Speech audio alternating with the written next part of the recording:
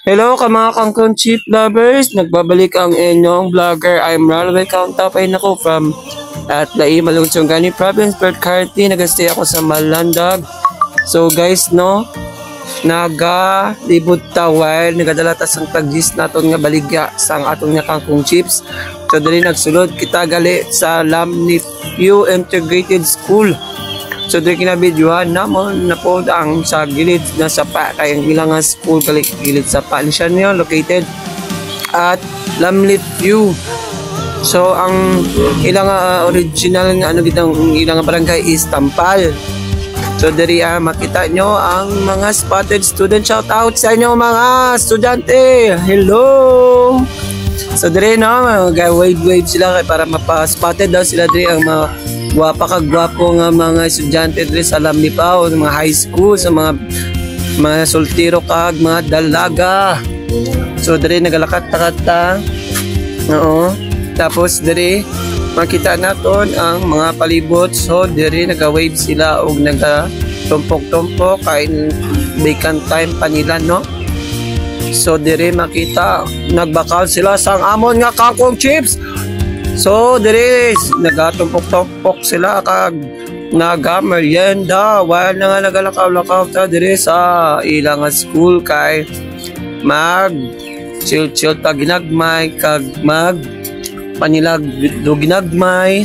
So diri guys no kabala ka po ipagsta init basta ka mga apartment ta, no choice kita no para makabayad ta sa atong bills. So guys na mura po diri ta sa atong nga lugar kung diri nga lugar kay ang Lamnifew. Sa Lamnifew nyo makita ang nami nga eskwelahan kag hapsay kag dawhay.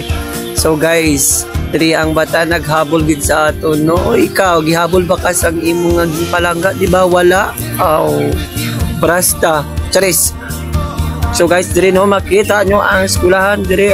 Cute ka akong tindira diri murag prinsesa, Disney princess nga gikapoy. Ere nahadlok sa kamera na hi daw lagi hi pod. Sige bakal ka mo dumuga nyo padali maurot. Gapili-pili sila sa atong nga baligya. Ikaw gipili, di ba? Wala. Sa mga followers natin dira, kung may followers na diri, pag-like and share ka mo kay magbutang ka diri ang kwarta.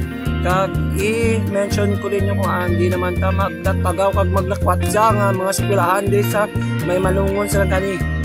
No, diri kay nagabilin ta kwarta while nga nagalibot ta sang aton nga baligya. Kung namong kwarta o adria pangitaan nyo na. Serious.